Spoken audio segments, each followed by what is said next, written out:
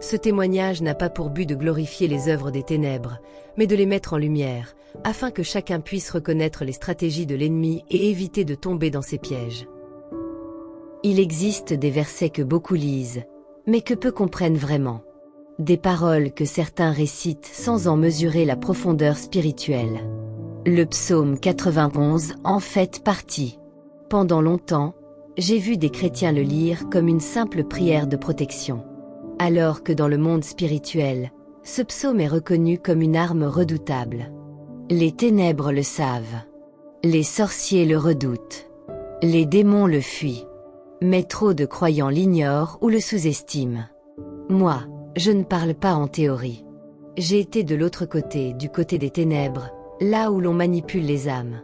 Là où l'on envoie des flèches spirituelles et des malédictions sur les enfants de Dieu.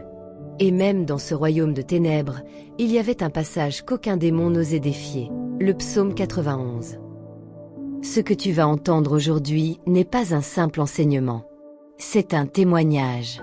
Celui d'une femme qui a vu la puissance de Dieu de ses propres yeux.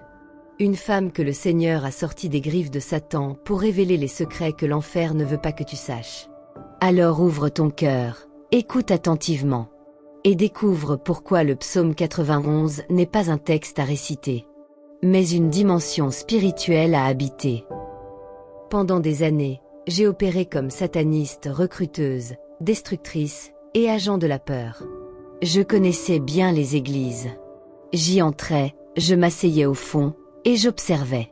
Je voyais des pasteurs prêcher sur le psaume 91 comme s'il s'agissait simplement d'un doux verset du soir avant de dormir. Mais dans nos réunions de confrérie, nous rions de ceux qui le citaient sans révélation. Parce que le psaume 91 n'est pas juste un texte, c'est une arme. Une arme plus tranchante qu'une épée. Et la plupart des chrétiens ne savent même pas comment l'utiliser. Dans notre cercle satanique, on nous confiait des missions. Attaquer des familles, détruire des hommes de Dieu, semer la maladie, briser des mariages. Nous avions de nombreux outils, incantations, démons, esprits familiers, esprits de surveillance. Mais il y avait un seul passage biblique que nous craignions plus que le feu, plus que l'huile d'onction, plus même que le jeûne. Le psaume 91. Pas à cause du papier sur lequel il est écrit, mais à cause de ce qu'il déverrouille dans le monde spirituel. Laisse-moi t'expliquer les niveaux spirituels que nous étions formés à éviter.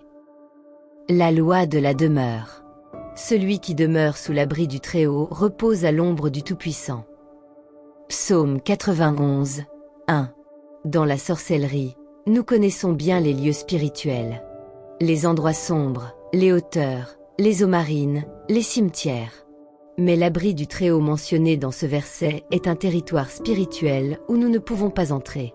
Un jour, j'ai essayé de projeter mon esprit dans la chambre d'un pasteur à Ibadan. Nous avons envoyé des esprits espions, mais en arrivant, nous avons vu une immense ombre couvrant tout son toit. Impossible d'y pénétrer. Plus tard, j'ai appris que ce pasteur priait le psaume 91 chaque nuit à minuit. Non pas comme une récitation, mais comme une demeure. Ce fut notre première défaite. Le bouclier et la protection. Sa vérité est un bouclier et une cuirasse. Psaume 91, 4. Beaucoup de chrétiens citent des versets, mais vivent dans le mensonge. Quand la vérité est absente, le bouclier se brise. Mais quand un croyant vit dans la vérité, chaque malédiction rebondit. J'ai attaqué une jeune femme avec des flèches de dépression. Elle a déclaré à haute voix « Seigneur, tu es mon bouclier » et a récité le psaume 91, 4. Aussitôt, mes incantations se sont dispersées. J'ai été projeté en arrière dans le monde spirituel. C'était la première fois que la parole de Dieu me frappait comme un coup de tonnerre. La flèche de la nuit. Tu ne craindras ni les terreurs de la nuit, ni la flèche qui vole de jour. Psaume 91, 5. Nous étions spécialisés dans les flèches nocturnes. Des rêves où l'on mange, où l'on a des relations sexuelles, où l'on est poursuivi. Ces rêves ne sont pas naturels, ce sont des attaques spirituelles. Mais le psaume 91 est le seul passage de la Bible qui annule nos armes par leur nom. J'ai été envoyé pour tourmenter un jeune garçon à Enugu. Chaque nuit, je lui envoyais des cauchemars. Mais sa mère se levait à 3 heures du matin pour prier le psaume 91 sur lui. Les flèches rebondissaient, et j'ai fini par être tourmenté moi-même par les mêmes cauchemars que je lui envoyais. La peste et la destruction. Tu ne craindras ni la peste qui marche dans les ténèbres, ni la destruction qui frappe en plein midi. Psaume 91, 6. Les maladies, nous les nommions et les programmons comme des soldats. Mais j'ai appris une vérité douloureuse. Quand le psaume 91 est déclaré avec foi, la maladie ne peut pas franchir cette maison. Nous avions envoyé la tuberculose à une famille de Lagos. Mais le père récitait le psaume 91, 6 chaque jour. Tous leurs voisins furent infectés, sauf eux. Dans notre confrérie, nous les avons marqués comme intouchables. La garde angélique. Car il ordonnera à ses anges de te garder dans toutes tes voies. Psaume 91, 11-12. Les chrétiens sous-estiment les anges. Mais dans le satanisme, nous les voyons clairement et ils sont terrifiants. Le psaume 91 les active d'une manière que peu d'autres écritures peuvent faire. J'avais reçu la mission de provoquer un accident de voiture pour une femme voyageant de Bénin à Onitsha. Nous avions projeté de bloquer ses freins. Mais soudain, j'ai vu 2 êtres gigantesques debout près de sa voiture. Quand le véhicule a dérapé, ils l'ont soulevée comme par le vent. Elle est sortie sans une égratignure. J'ai appris plus tard qu'elle priait le psaume 91 avant chaque voyage. Plus j'attaquais des chrétiens, plus le psaume 91 m'humiliait. Les démons le craignaient, mes sorts s'effondraient devant lui. Et un jour, je me suis demandé, pourquoi servir un maître plus faible qu'un seul psaume? C'est ainsi que j'ai commencé ma fuite vers Jésus-Christ. Le psaume 91 n'est pas un fétiche, c'est une alliance. Le réciter sans obéissance ne change rien. L'afficher sur un mur ou un autocollant ne te protège pas. Il agit seulement quand tu demeures en Dieu, quand tu vis dans la vérité et que tu places ta confiance en lui. Voilà le secret. Si tu veux que le psaume 91 agisse pour toi, demeure dans le lieu secret. Fais de ton intimité avec Dieu un style de vie. Déclare-le chaque jour, non comme un rituel, mais comme une alliance. Et couvre ta maison, ta famille et tes voyages du sang de Jésus. Et surtout, refuse la peur. Car la peur ouvre la porte aux malédictions. Le psaume 91 est une arme de destruction massive dans le monde spirituel. Le diable le sait. Les sorciers le savent. Les démons le savent. Mais la question est, et toi, le sais-tu? Souviens-toi que le psaume 91 n'est pas simplement un passage à réciter quand tu as peur. C'est une arme vivante, une alliance divine entre Dieu et ceux qui choisissent de demeurer en lui.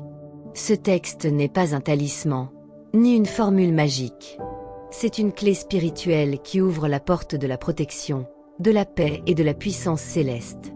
Tant que tu vis dans la présence de Dieu, tant que tu fais de la vérité ton bouclier, tant que tu refuses la peur et que tu marches dans la foi, alors aucune flèche, aucune maladie, aucun esprit de mort ne pourra t'atteindre. Les ténèbres savent que ceux qui habitent sous l'abri du Très-Haut sont intouchables. C'est pourquoi le diable fera tout pour te distraire, t'endormir ou te faire douter. Mais rappelle-toi ceci. Celui qui demeure dans le lieu secret du Très-Haut devient invisible aux puissances des ténèbres. Aujourd'hui, décide de ne plus réciter le psaume 91, mais de le vivre. Fais de Dieu ton refuge. Fais de sa vérité ton bouclier. Et laisse ses anges te précéder sur tous tes chemins. Parce qu'au-dessus de toute incantation, de toute malédiction, il y a un nom, le nom de Jésus-Christ. Et ce nom est au-dessus de tout autre nom. 1000 tomberont à ton côté, et 10 000 à ta droite. Mais toi, tu ne seras pas atteint. Psaume 91, 7. Voici une prière de protection et de puissance inspirée du psaume 91. Prions ensemble. Père éternel, je viens devant toi au nom puissant de Jésus-Christ, celui qui a triomphé des ténèbres, celui sous l'abri duquel je trouve ma paix, ma force et ma sécurité. Seigneur, Je choisis aujourd'hui de demeurer dans le lieu secret du Très-Haut et de me reposer sous l'ombre du Tout-Puissant. Tu es mon refuge, ma forteresse, mon Dieu en qui je me confie. Je déclare que toutes les œuvres du diable sont détruites dans ma vie.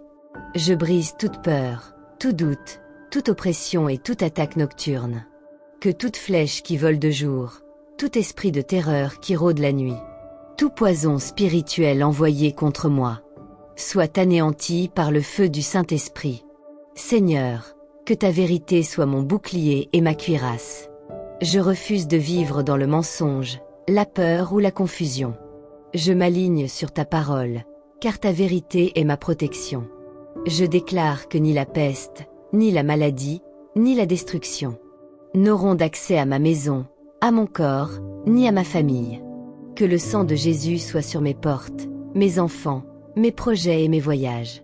Père, ordonne à tes anges de camper autour de moi. Qu'ils gardent ma maison, mes chemins, mon sommeil et mes pensées. Que toute tentative de l'ennemi se retourne contre lui-même. Seigneur, je t'offre ma vie, mon temps, mon cœur, comme un sacrifice vivant et agréable devant ton trône. Que ma prière s'élève comme un parfum devant toi, et que ma communion avec toi devienne un feu que rien ne peut éteindre. Je refuse d'être victime. Je suis plus que vainqueur par Jésus-Christ. Car tu dis dans ta parole, 1000 tomberont à ton côté, et 10 000 à ta droite. Mais toi, tu ne seras pas atteint. Merci Seigneur, parce que je suis caché en toi. Aucun malheur ne m'arrivera. Aucun fléau ne s'approchera de ma demeure. Tu es mon abri, mon rocher et ma victoire éternelle. Et maintenant, je déclare, je suis couvert par le sang de Jésus, protégé par les anges de Dieu, et fortifié par la parole vivante. Ma nuit est bénie, mon territoire est sanctifié, et mon âme est en paix. Au nom puissant de Jésus-Christ, je prie et je reçois ma victoire. Amen.